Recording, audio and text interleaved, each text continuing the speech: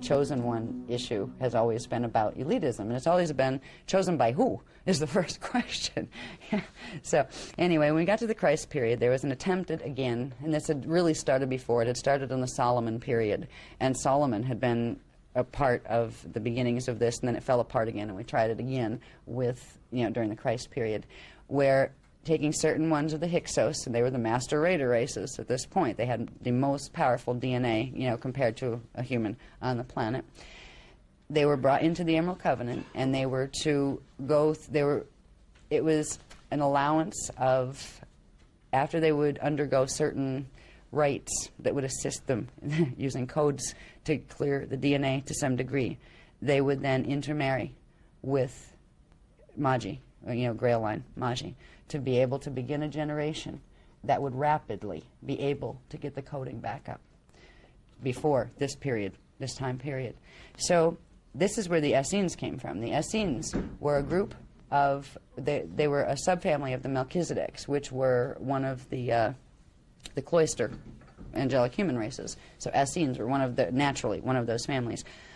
The indigos that got involved with this experiment, which were the Jesheua 12 line, were of the Melchizedek Essene lineage, in the angelic human indigo lineage. They were to combine from Solomon, started with Solomon and Bathsheba, I believe she was one of ours, and created the Solomon line. Now, Jesheua 12 came out of the Solomon line. He was the real Jesheua. He was the real Jesus. He was the one that went around teaching ascension. He did not teach hierarchical ascension. He did not have disciples under him or below him. He taught as a group. He taught with a group of Magi that went around together to bring back the teachings of the Emerald Covenant. And we did a pretty good job. We got a lot of them. We were putting them in writing at that point. They were put in several different writings. They were put in Egyptian. They were put in Hebrew. They were put in the Hindu languages, Sanskrit languages, and they were put in Chinese and a couple other dialects. So they would be pieces, at least, would survive. Because we knew as soon as they hit the papyrus, they would, somebody grab a hold of them and they would change, or either be destroyed or completely rewritten. But in the Christ period, this is where the Arimathea agenda, which had started way back in Atlantis, the Arimathea agenda, was the Metatronic agenda. This is where it became woven into the biblical story. We caused them a lot of problems by bringing Jesheua 12 in.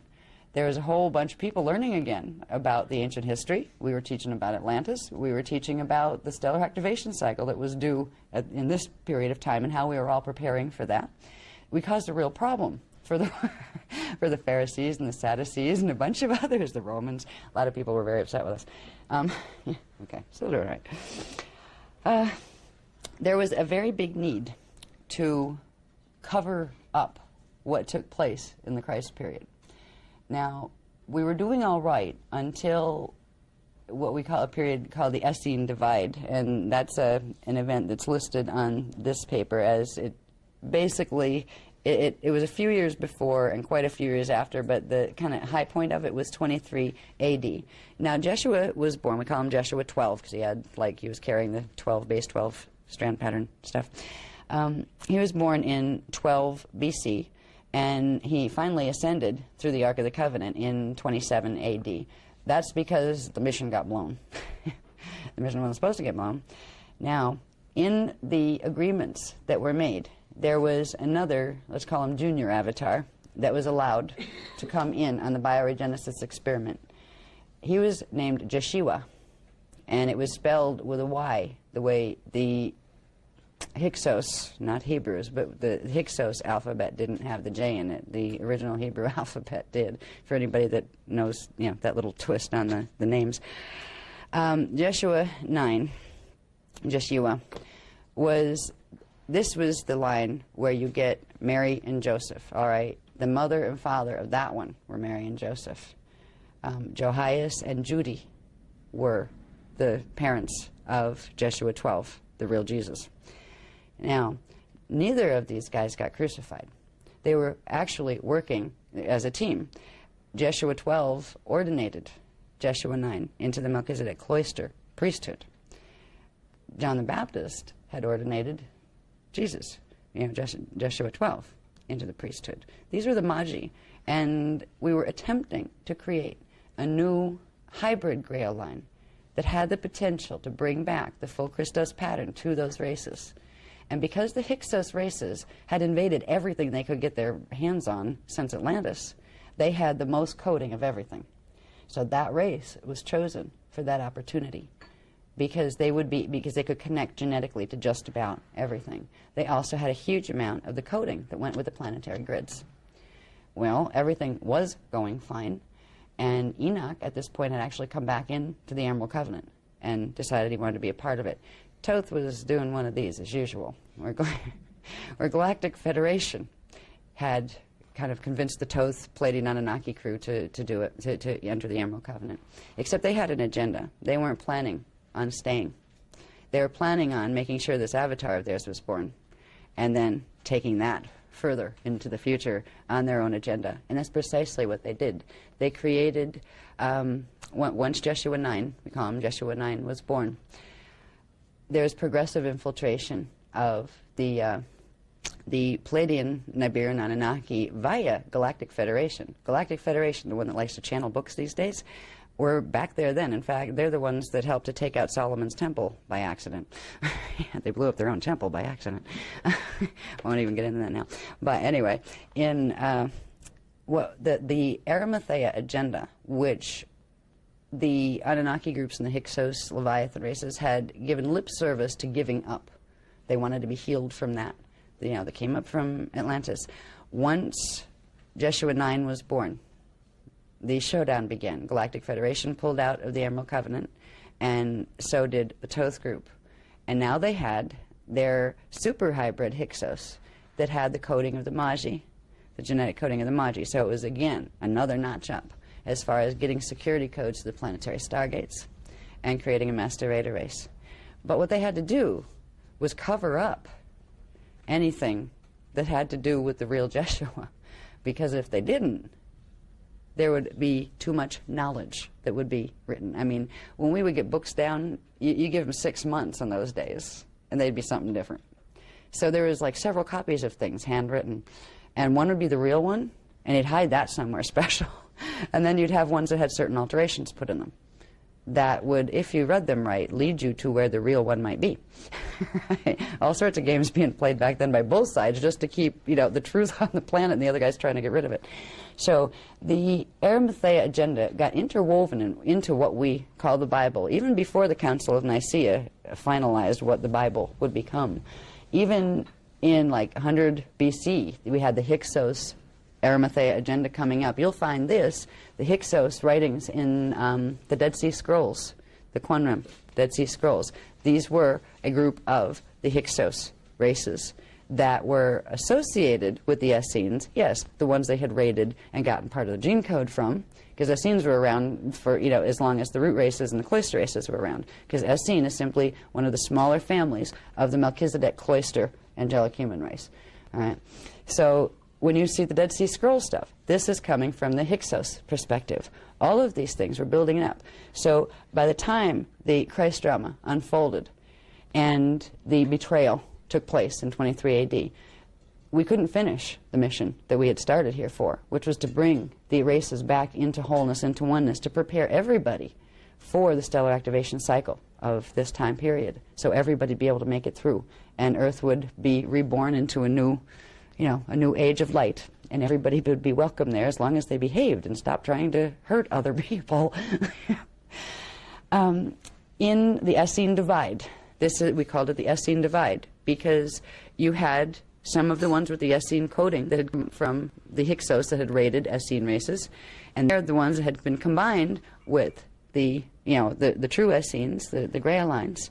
You had a divide between them that took place, and this is where our contemporary understanding of the nonsense that comes up from that time period in the Bible references and things, where the true Grail line, Jesheua ascended. I mean, he just left through the Ark of the Covenant. He didn't die. He wasn't crucified. He wasn't even persecuted. It was the other guy that had the big mouth. I mean, I hate to say it that way, but, being told he's holier than thou by his fallen Anu Elohim friends, and it was his job to convert everybody over to the thing, he got a little too outspoken, let's say.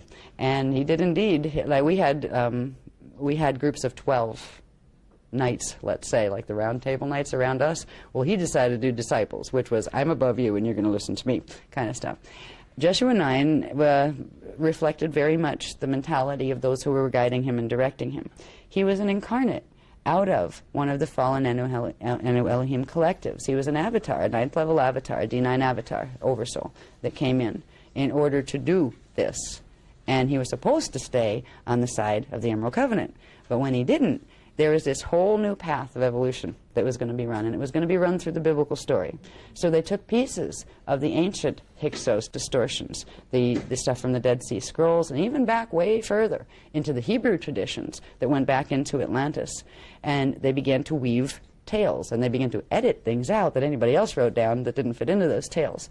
So the Arimathea, or Metatronic agenda, began being woven progressively into what has become Christianity on this planet, which was interesting because, all right, now what happened to Jesheua 9? He didn't get crucified either.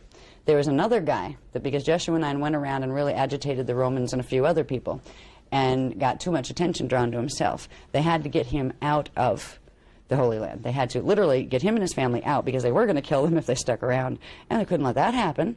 He had that new gene code. Right? Can't let him get killed. He has to have more babies.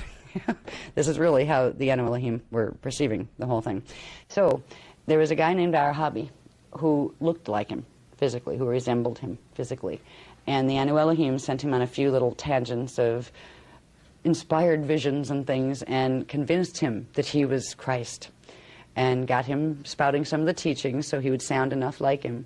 And they set Arahabi up. And they told him he couldn't ascend. He didn't have a gene code where he could ascend, but they told him that they would give him the gene code, the Metatronic version, that he could ascend if he would allow himself to die for his God. He was crucified. So there was a man crucified, but it wasn't either of the Jeshuas. It was Arahabi, who was a poor sucker. He was conned by having visions given to him by a bunch of fallen angelics who told him if he let himself be tortured this way, that God would reward him with an eternal body. Well, it wasn't eternal. It might have been immortal, but it wasn't eternal. All right. So there is some reality to the crucifixion story. It was part of the cover-up of the real Christian story, which has always been about bringing the inner Christos teachings here. That's what Jesheua taught. That's what the other Jesheua was supposed to teach, and he started to. Now, where Jesheua 9 went, he had Jesheua 12, literally in 27 AD, ascending back up the Ark of the Covenant. He left.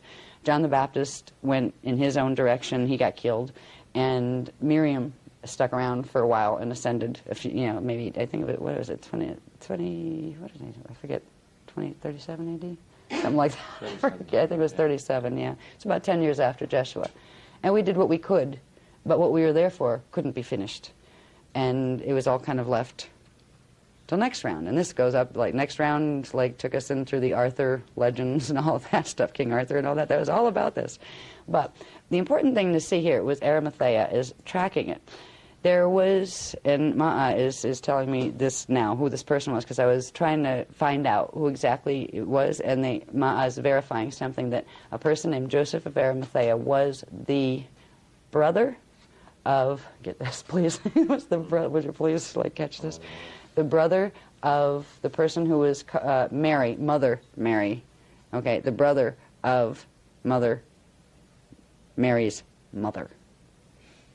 Okay, that's how I just worded it. What does that make him? The brother of Mother Mary's mother. Mother Mary's mother. So it's Mary's uncle. Yeah. Mary's uncle? Yeah, that would be Mary's uncle. Okay. Now, he was of, I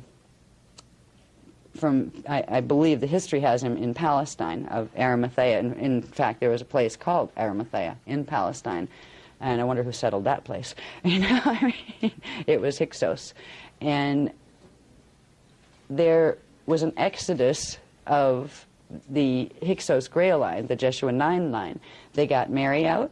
Mary Magdalene is who he had married. They got Mary Magdalene out. Now, there's a little twist I got to share with this. Mary Magdalene was intended to be the wife of Jesheua 12. It was his twin flame. And they messed with her before she woke up, and they married her off to Jesheua 9 in order to get the gene code. And that was part of the reason Jesheua left, because there was nothing left for him to do. He left children behind, though. He didn't marry any of the mothers. It was done through sacred rites within the temple, and certain women were chosen. There were 6 women chosen, and there were fathers who would be the fathers of these children to raise these children as their own. And it was simply that it was a very sacred leaving behind of a gene code before he ascended. So there were 6 lineages from Jesheua 12, the indigo lines, that came up from that period. But what happened to the other guys, the J9 lines, who'd hijacked Mary, and this is causing Sananda a problem right now, because Mary got Metatronic coding, his twin. So right now, Sananda's main mission is to work with Galactic Federation to try to get, and Sananda was the soul name of Jesheua 12.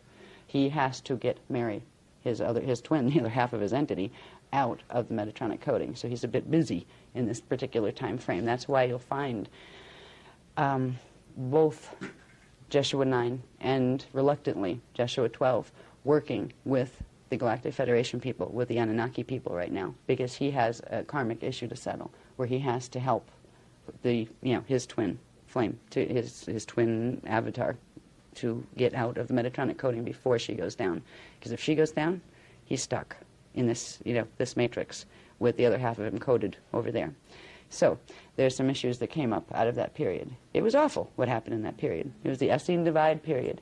And what's come out of that has been even more awful. Because what they did was Joseph of Arimathea, of Palestine, Mary's uncle, got the bunch of them out. Now, he had a lot of trafficking because he was involved with, I think it was gold, wasn't it? With the gold mines? Yeah, he was like the Ministry of Mines of Rome. Tin and Cornwall as well. Tin and Cornwall? Okay. Because